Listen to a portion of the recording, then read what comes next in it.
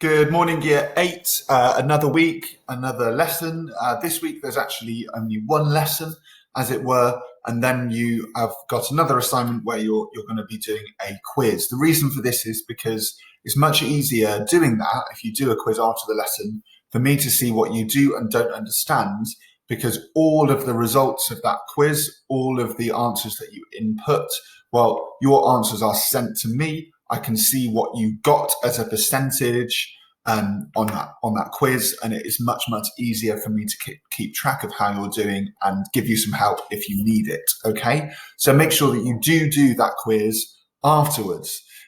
So the first thing you're going to do, as always, is go to assignments. Now, this is how it looks on our team page at the moment, with the quiz here, Year 8, Lesson 7, and Lesson 7, Week 4, History, Year 8.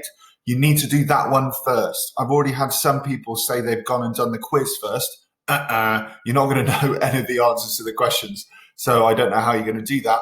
It even says, if you look, and when it loads, it's thinking about it. And we go and have a look at Student View. It even says the answers to all the questions are in Lesson 7. So how can you have done it?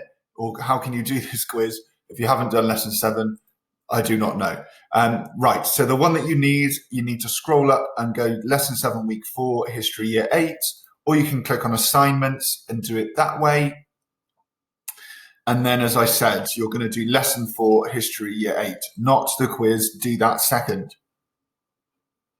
So yours is not going to look like that. It will look like this. As it says, this week you have one lesson to complete. You need to blah, blah, blah, blah, blah, you know, all this stuff. There's no video up here yet because, well, I'm recording the video now, so it hasn't been uploaded yet. But this video here is just some instructions for how to do this assignment at home. If you don't want to edit in browser, if you want to edit on your own Word app, on your desktop or laptop, or if you want to print out your work and do it on paper and upload it afterwards, okay? So if you're not sure how to do any of those things, click on that link there and watch the video. It explains how. So, as always, I'm just going to click on the assignment. It's going to load, and first of all, you'll notice you can't edit this. I was still having questions last week with people saying, "Sir, I can't edit the document." Well, if you go and watch the videos that I posted about how to use it before, then it explains how to do this. But it's actually really quite simple and quite clear. If you look at the top, it says Edit Document. Click on Edit Document. And then you get two options. You can edit in desktop app. That's if you want to do it on your own computer and upload it afterwards. Again, watch that video if you're not sure how to do that. Of course, you can print it off too and do it that way. But we're going to go with Edit in browser. That way, if you've not got Word, you can still do this on the web browser here on Microsoft Teams. But it's a bit clunky. There are some issues. It will move things around, but it's not a massive issue. You can still do the work. And once you close it, it will actually go back to how it was before. So it won't all remain moved around. So the first thing you're going to do is answer the questions in the table. And I've just noticed some issues here. So I'm just going to type here and there so that you know where to type. And I'm going to do the same next door. So the first thing first questions are, where did migrants to Britain come from in the medieval period?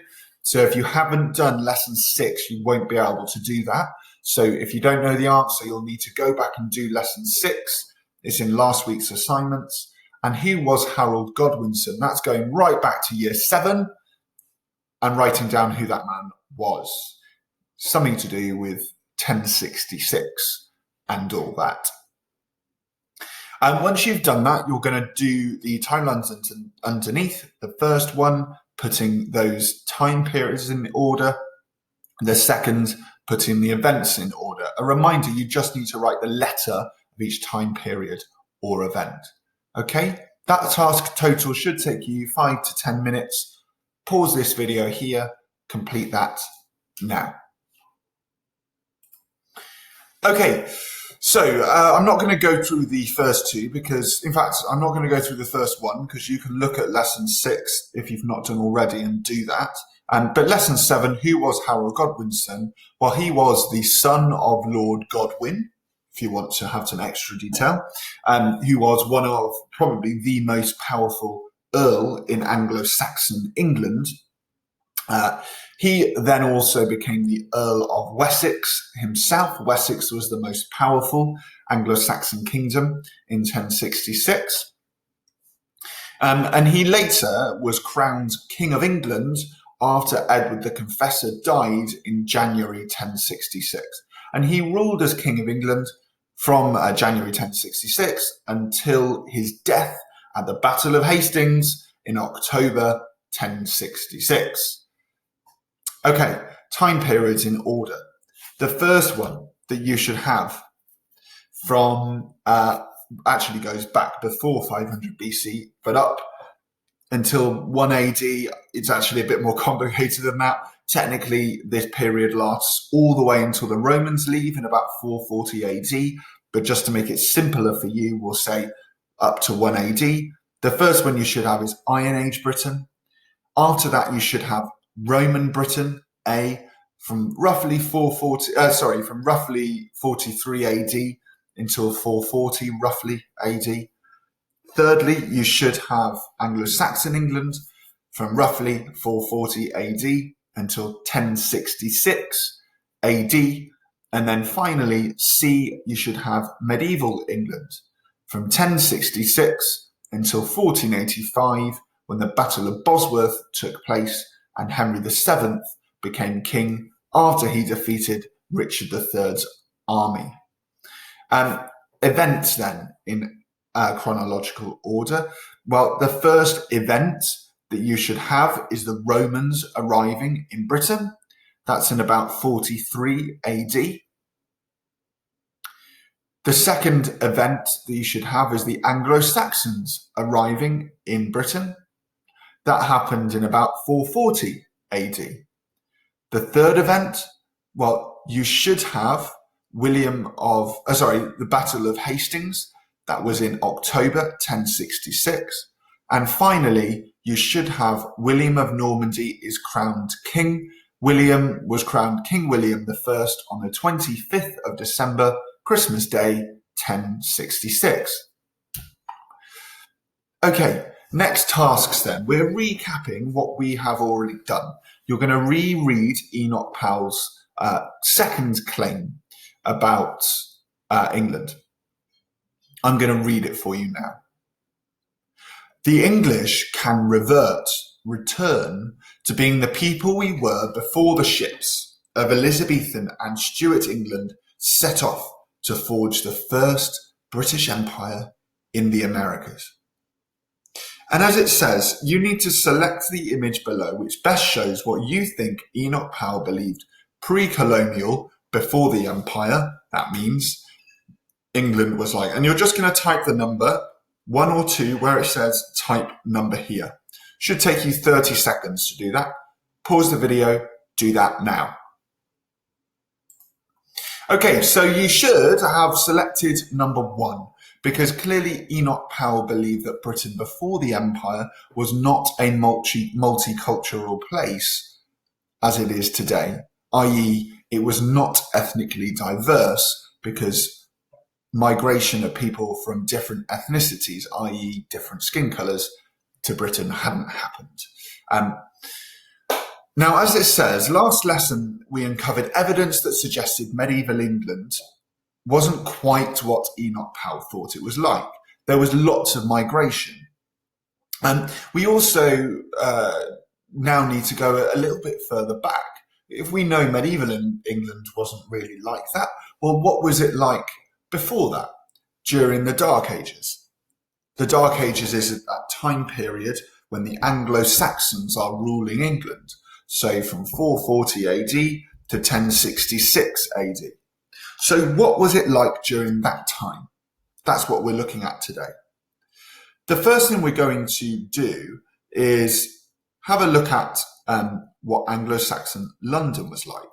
Why? Because this is evidence that tells us the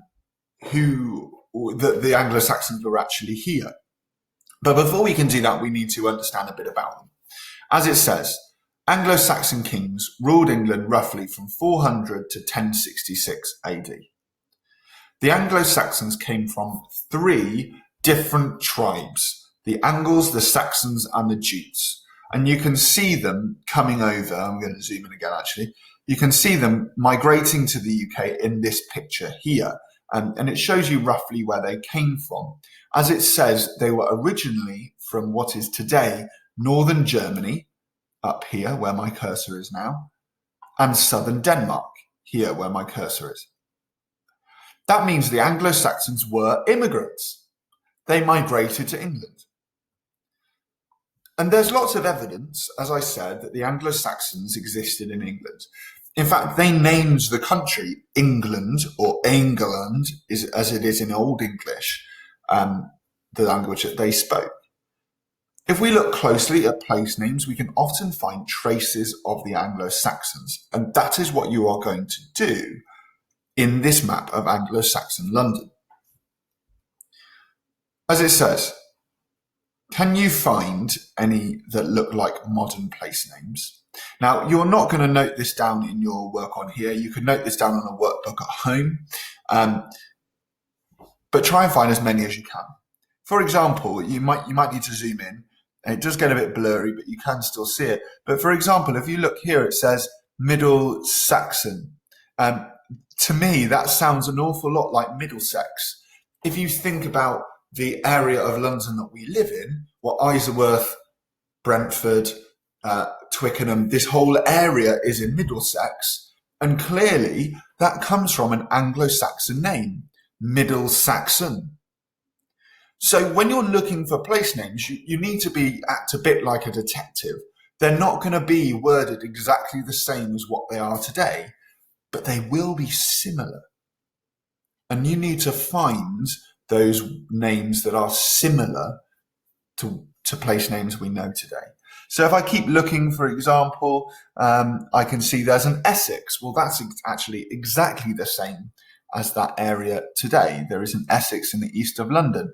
Stratforder. Well, to me, that sounds an awful lot like Stratford, which is in the east end of London. By the way, anywhere with a ford is a place that you can cross a river. It's an Anglo-Saxon word that remains in our language, okay? So like I said, zoom in a bit if you need to. It might get a bit blurry, but don't worry, you can manage it. Oh, I'm just going to delete this because that shouldn't be here.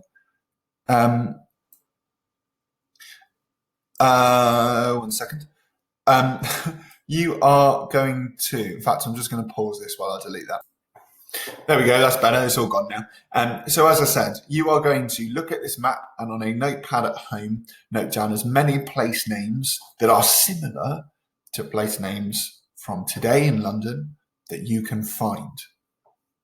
Pause the video here, do that now, about 5 minutes. Okay, your next job is to do some reading. We're going to find out a bit more about the Anglo-Saxons, what life was like, and about another migrant group who moved to Britain during the Dark Ages, again, 440 to 1066 AD. And that group, of course, is the Vikings. Pause the video here and read the writing underneath on the page right now. Should take you about 1.5 minutes. Okay, next job, and I'm actually really excited about this, and you're going to need to go and watch a video. Now, this video is a visitor visiting the Jorvik Centre, which is in York. It's essentially like a history theme park ride, or a history roller coaster, I like to call it. And you go around a room that's set up like Viking York. York was the Viking capital of England after they had migrated, and they found just down the end of a street called Coppergate evidence of a Viking settlement. So they recreated that settlement on this sort of roller coaster ride.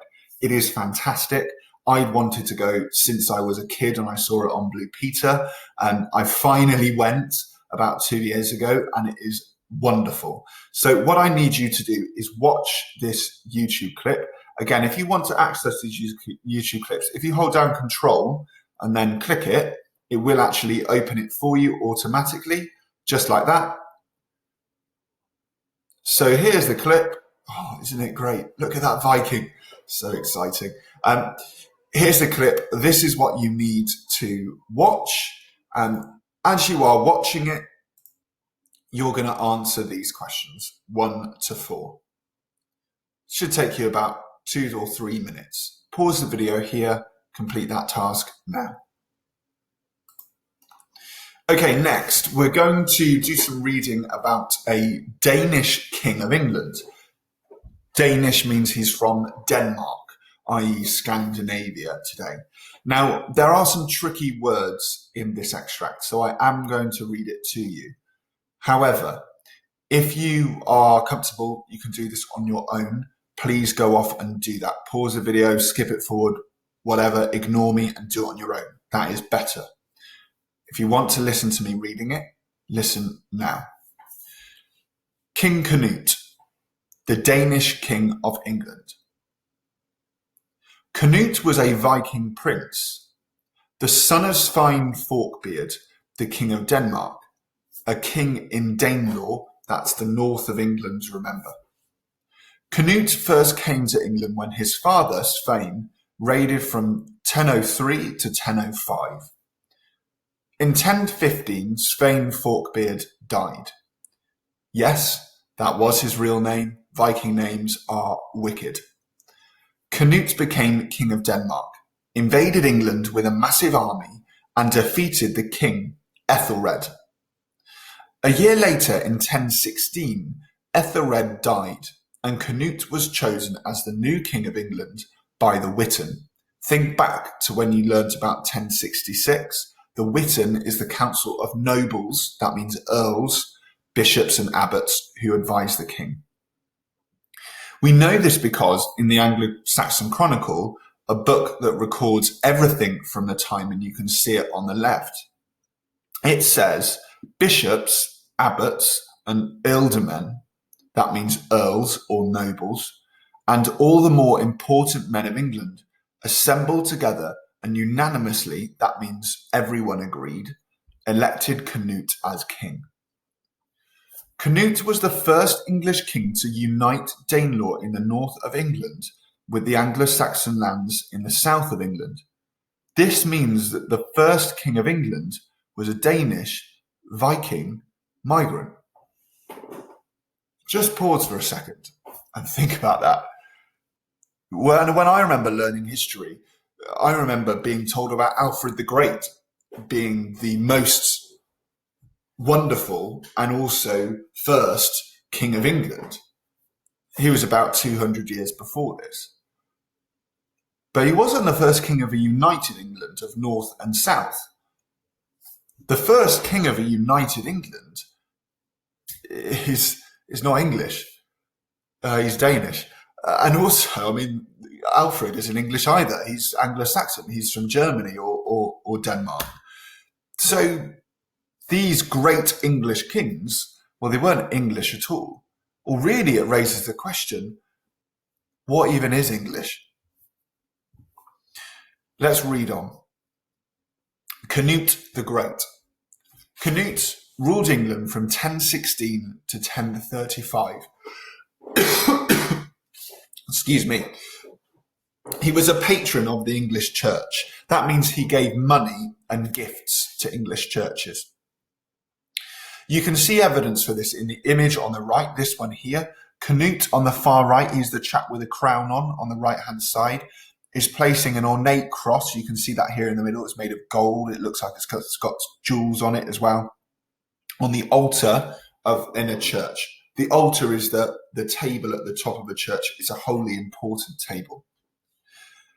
An angel places the crown on his head. I don't know if you can see that, but there's an angel kind of floating down here, putting the crown on his head, showing that it was believed God had chosen him, King Canute, to be the King of England. Through war, Canute extended his empire into Norway and Sweden. over in Scandinavia. Canute was such a successful king that he's remembered as Canute the Great. Despite ruling a large empire, Canute spent most of his time in England. We only know of 4 times that Canute left England from 1016 to 1035. We know about this because of 4 letters he wrote when he was outside England. In 2 of these letters, he's even talking about England. England was Canute's most important and most powerful kingdom. Now, what I need you to do, based on everything that you've read today about the Anglo-Saxons, about the Vikings, about King Canute the Great, I need you to fill in this table showing the different groups of people who migrated to the UK during the Dark Ages. Remember, that's from 440 AD until 1066 AD. For example, I might write where it says type here, King Canute. I'm then going to write down where he came from. Well, he came from Denmark. In fact, he was the king of Denmark. I might want to be a bit more specific here and say Denmark is in Scandinavia. That would make Miss Price, the head of geography, very, very happy because it's a good, showing good geographical knowledge there. I'm then going to type anything else that I think is important. Well, he's remembered as Canute the Great, for example. I could also say he ruled England from 1016 to 1035. He united Danelaw and the southern, can't type today, Anglo-Saxon tribes. Only spent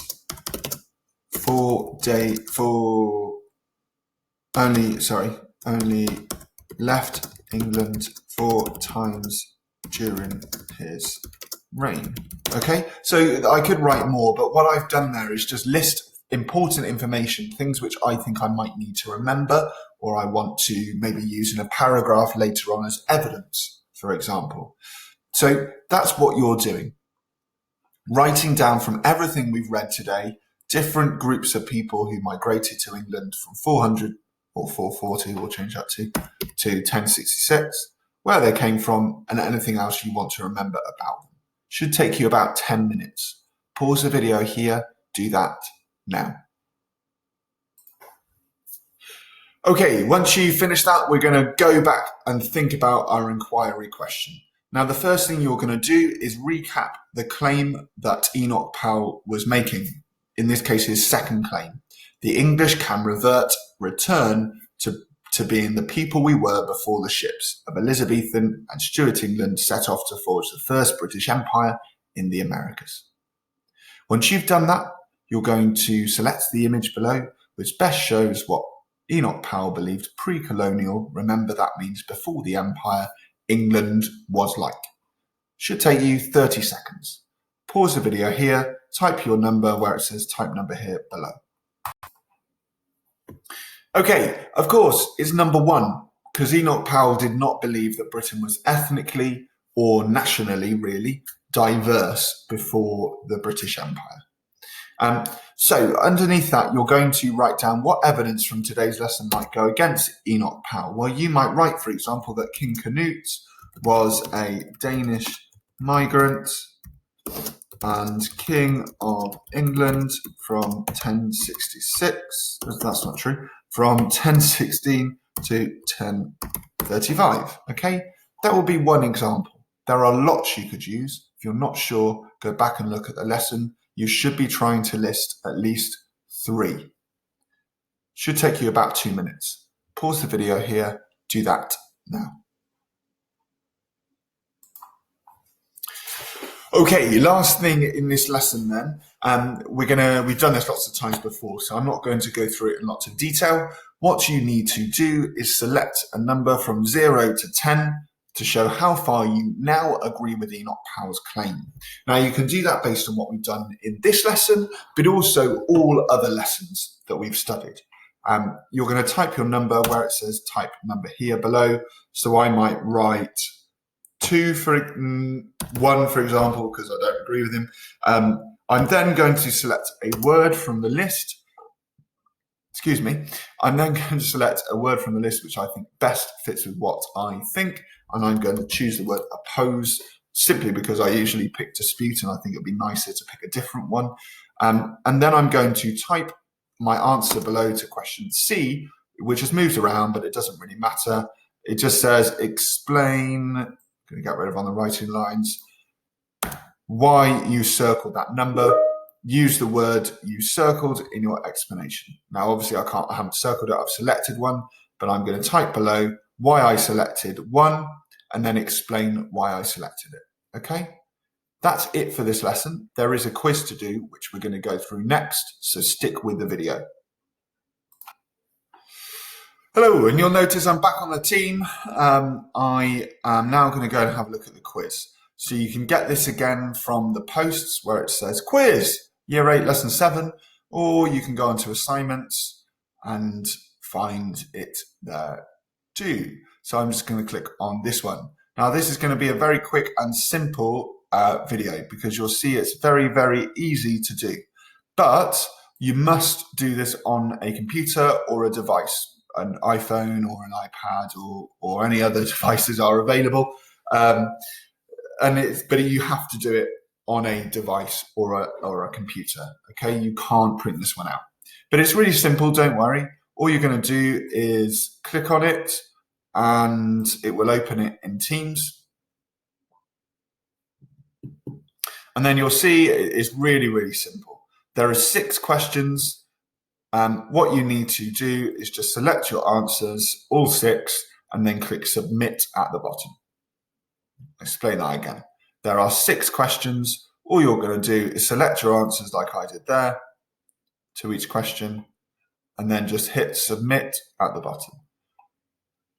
To keep it really simple, all the questions in your quiz all only have one answer. Okay? And that's it for this week. I hope the video was useful and you enjoyed it. I'll speak to you next week.